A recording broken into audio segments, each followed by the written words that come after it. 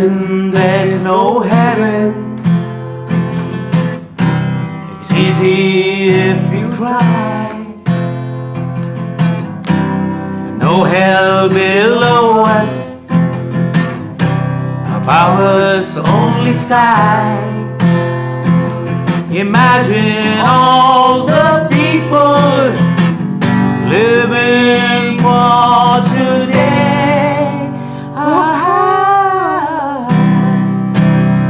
Imagine there's no countries. It isn't hard to do. Nothing to kill or die for, and no religion too.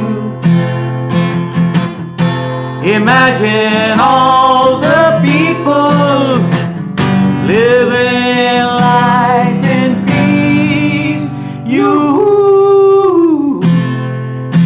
You may say I'm a dreamer, but I'm not the only one. I hope someday you'll join us, and the world will be as one. Well, friends, that was Imagine by John Lennon, and happens to be the favorite song of my dear friend Bobby Joseph. Thanks, Tom. Well, Bobby, before the shoot said he was the reluctant rock star, but we know he can sing really well. So Bobby, it's wonderful to be in this fabulous setting of your showroom. Bobby Joseph is the country leader for Grohe in India, and we're in this great spot today. And apart from music, we're going to be talking about the future of sales. So Bobby, tell us a little bit about your industry and how it has been evolving.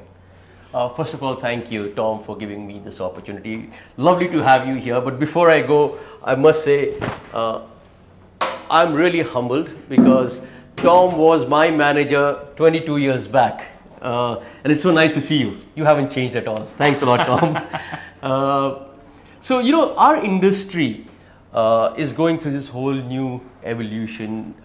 If you really look at how people look at the bath spaces, it's becoming very personalized. Right. People are talking about the toilets being the new living room. So you're seeing a lot of changes in this place. People are getting more conscious about hygiene, cleanliness, right. And they're spending a lot more time in these personal spaces. I know that I spend a lot of time in the toilet. As a kid, we used to do most of our studies in the toilet. Today, we read our newspaper and maybe read a couple of reports in the toilet. So it is an important place. Some of the changes that we are seeing in the industry is things like sustainability. People are getting more conscious about the water that they use in the toilets.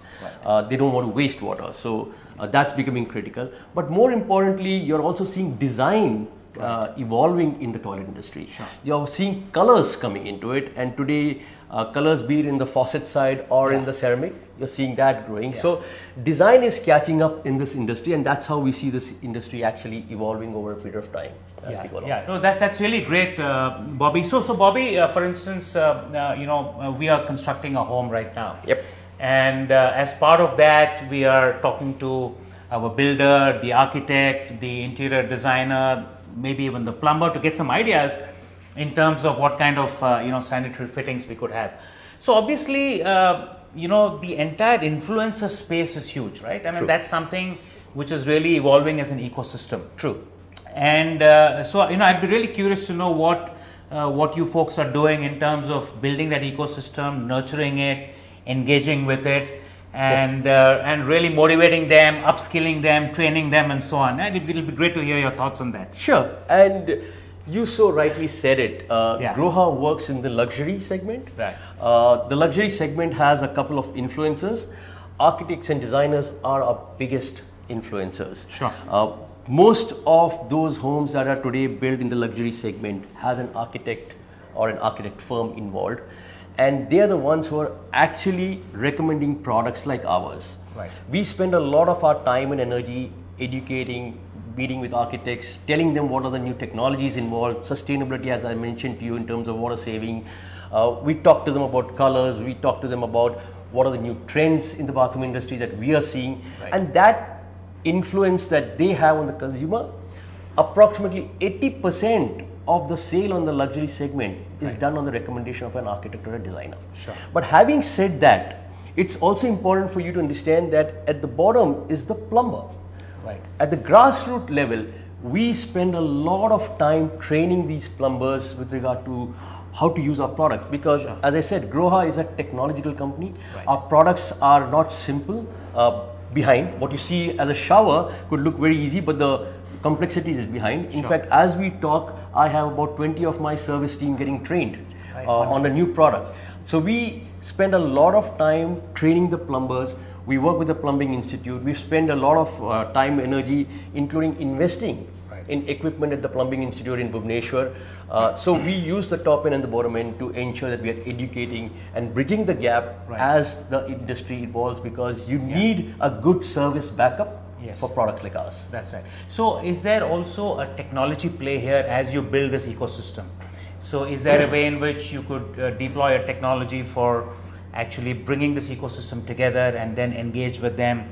Because in any case, we've seen that during the pandemic phase, it was very difficult to meet people in person. True. And now everybody is fairly dispersed, and a lot of people have got used to this. True. So do you feel there is some kind of technology play that is possible to have this ecosystem of plumbers, architects, builders, and what have you, and engage with them on an ongoing basis? And customers. Yeah, absolutely. Yeah. So I think one of the things we can't get away is digitalization. Right. It is not something that we can just close our eyes on, and that's what we spend the COVID times to build internally. So let me explain this to you what we did. We used the COVID period because we knew that face-to-face interaction with the customer or the architect was not going to happen. Right. The first thing we did was we have a 14,000 square foot store in Bangalore. Right. We digitalized the whole store. Right. So an architect could actually have a walkthrough of the digital store. Okay. We could take that store and show it to a customer of how does the shower look like, and now we are actually looking at how can we take it to the next level. But that's just part of the story. Right. We also have a store in Galleria, which is a digital store. What you see here is physical products. Right. What you see in the Galleria store is just a screen. Right.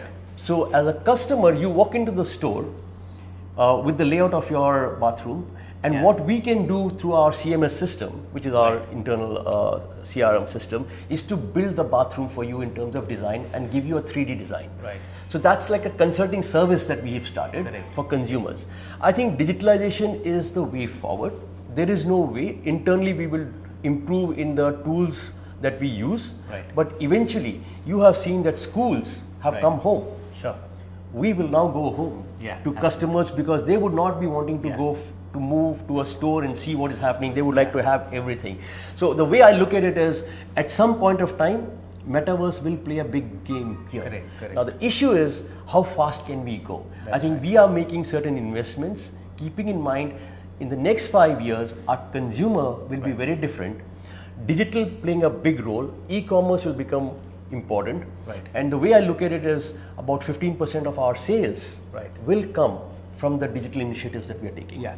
So I think we spoke about the entire consumer experience going digital, but we just want to talk a little bit about the future of sales. And so really, how is this entire digitization working as far as a go-to-market exercise is concerned? Because I think people are very comfortable face-to-face meetings. That was really pre-pandemic days.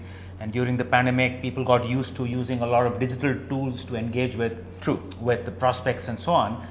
So how is the entire go-to-market engine now getting digitized as well? Because I know it's a brick and mortar industry. Yes. Right. So I think, but the opportunity is huge. The challenges could be significant, but the opportunity is great as well. So it'll be great to understand some innovative go-to-market strategies that you have deployed, which have been driven by digital. So I came from a tech industry into a brick and mortar industry. Very different. Takes a lot of, and the first shock I got was, from a technology point of view, we were far behind. Right. COVID helped speed up a lot of things. Right. And what has happened now is that we're doing it in phased manners. Right. But for example, all our top sales heads Right. today carry an iPad. Oh, that wow. was never there. Right. Okay. So when they go and present themselves to a customer, Sure. they have all the tools built in, Correct. and they can provide a solution to the customer. Right. You asked me how is salesperson going to change? I think traditionally, the traditional method of sales of Right. distribution retail will continue. Right. Because it's an industry that moves very slowly. Sure.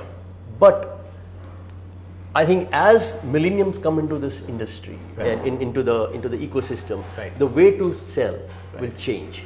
We will move from just showing you the product to Right. what I believe is consulting services. Right. So I, as a salesperson, would need to understand your requirement Right. and position my products to what is best suitable for your home Right. and your usage. That's I think that consulting will start with the retail teams and more importantly with developers. Yeah. How am I trying to help you make your home a Right. better place? So eco-friendly products, Yeah. products that use less water. Right. Sustainability, as I said, would become more important. So consulting sales is Right. bound to increase in the next Yeah. 5-7 years. Yeah, yeah. No, I think that's great because it echoes with what's happening even in the technology sector, where organizations are now saying that they need what is called a full stack salesperson. True. Right. So you're not just selling, but you have to have the ability to generate your own leads, to provide that consulting service. You need to have a deep understanding of technology, right, to be able to sell. Correct. And even provide. So it's really like a one-stop shop. So I think a lot of organizations will be challenged to train and upskill their salespeople.